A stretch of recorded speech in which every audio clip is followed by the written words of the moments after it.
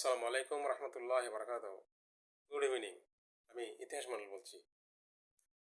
আলহামদুলিল্লাহ, আজকে 28 মাস পার হলো এবং ডক্টর ইউনূস সরকারের 237 দিন। আমি দিনটা একটু গুনি। অন্যান্য যে পরিবার যারা তাদের পরিবার থেকে শহীদ হয়েছে, আহত হয়েছে, তারা যেমন গুনি আমি গুনি।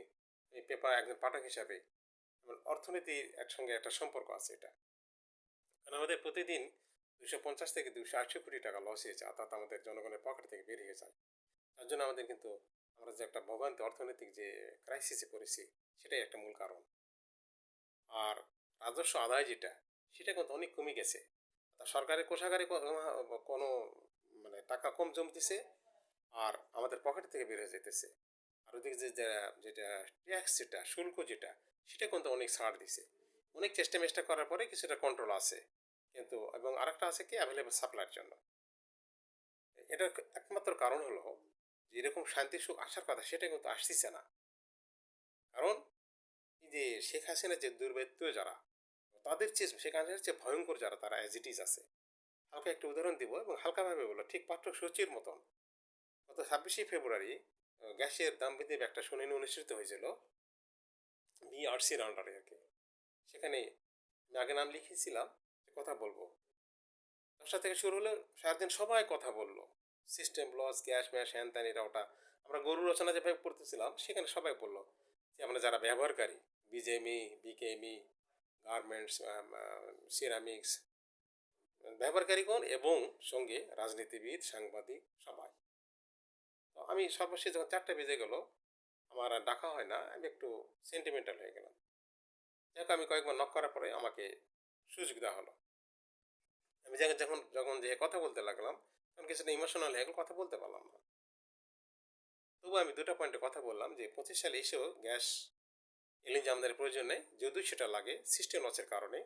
সেটা 12 থেকে 24 কার্গো।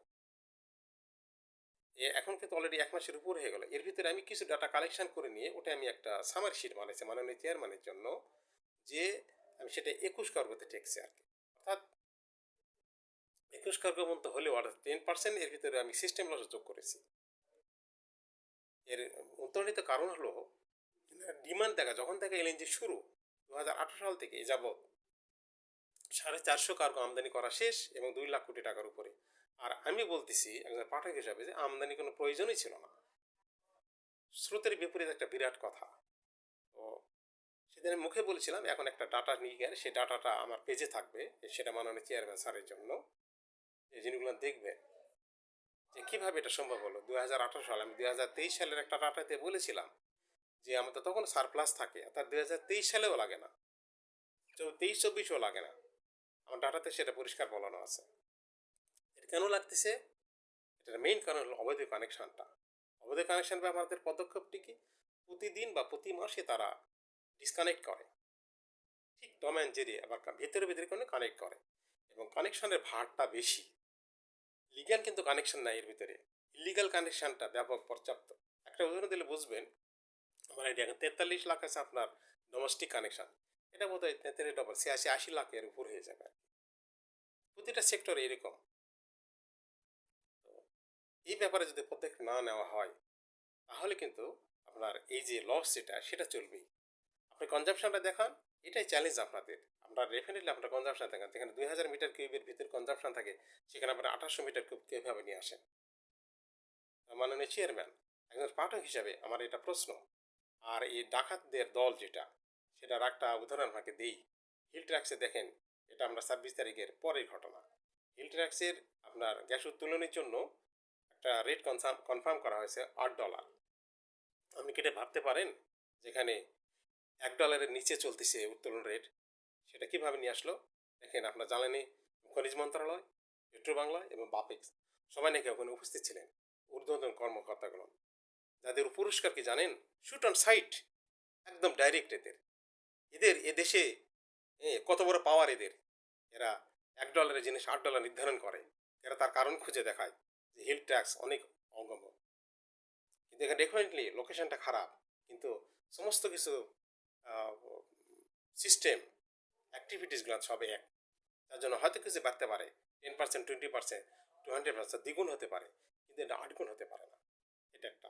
আর আরেকটা দেখুন, যে আপনার গ্যাস রিপেয়ার করছে, আপনার 14 নম্বর 30-এর কূপ রিপেয়ার করা 75 কোটি টাকা খরচ করার পর কিন্তু বন্ধ হয়ে গেছে। এটা কারা করছে? এটা সাধারণ লোকের বোঝার কথা না, আপনি বুঝবেন। তো প্লিজ এই জিনিসগুলো একটু দেখেন কিভাবে সম্ভব। আমি দর্শকবৃন্দের জন্য এই কথাগুলো আপনারা আশ্চর্য হয়ে যাবেন।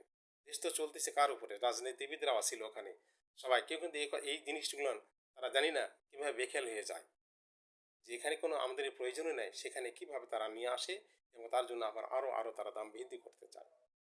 এবার পাওয়ার সেক্টর একটা হালকা কথা বলি, একইভাবে ওখানে কিন্তু ডিমান্ড বেশি দেখাচ্ছে পাওয়ারের। হ্যাঁ, 8,000, 10,000, 20,000, 30,000, এখন 30,000, 28,000 বানায় রাখছে, অথচ শুধু 18,000 হলে কিন্তু হয়ে যায়। এই মাঝখান থেকে যে আপনার 8-10,000 বেশি বানাইছে এবং এবং আপনার ডলারও কিন্তু চলে গেছে, $30 বিলিয়ন খরচ করা হয়েছে, যেখানে আপনার $6-7 বিলিয়ন হলে হতে। বিস্তারিত আমি ইনশাল্লাহ পরেই বলবো। এটা আমার আছে করা, আমি আস্তে ধীরে সেইগুলো বলবো। কোনো সামারি শুধু বললাম যে এই দুর্বৃত্তর এখানে আছে। সরি, আরেকটা দুর্বৃত্ত আছে ব্যাংক সেক্টরে। দেখেন, 2005 সালে সাইফুর রহমান সাহেব বলেছিলেন বাংলাদেশে ব্যাংক অতিরিক্ত হয়ে গেছে, কিন্তু এরা বললো ওই যে ডিমান্ড অনেক বড় অর্থনীতি হয়ে গেছে যার জন্য আমাদের ব্যাংক লাগবে। কমপ্লিট সেটা শুধু টাকা পাচারের জন্য। এবং সেই ব্যাংক সেক্টর হালকা বলি, দেখেন 17 লক্ষ কোটি টাকা লোন দিয়েছে, অথচ আমি এটা আগেই বলেছি, আবারও বলবো, যে অন্তত 11-12 লাখ কোটি টাকা যদি আমাদের টোটাল টার্ন ওভার থাকে, তাহলে কিন্তু এর চেয়ে বেশি, অর্থাৎ আপনার এক্সপোর্ট তাও করা যেত আপনার 100 থেকে 150 বিলিয়ন, এবং জিডিপি দাঁড়াতো 550 বিলিয়নের উপরে। এটা ব্যাপারে আমরা হালকা একটু আলোকপাত করলাম, পরবর্তীতে ইনশাল্লাহ থাকবেন। আমার বলার ভঙ্গিটা হয়তো অত ভালো নয়, কিন্তু আমার কথা বলার ভিতর বাস্তবতা আছে। আমার কথা বলা, আমি এটা বারবারই বলি, 18 হবে না, 18-20 হতে পারে। ইনশাল্লাহ সঙ্গে থাকবেন এবং আরও বাস্তব বাস্তব কথা নিয়ে, বাস্তব ভিত্তিক, যেমন ভিত্তিক কথা আসবে, ডাটা ভিত্তিক, ইনশাল্লাহ পরবর্তীতে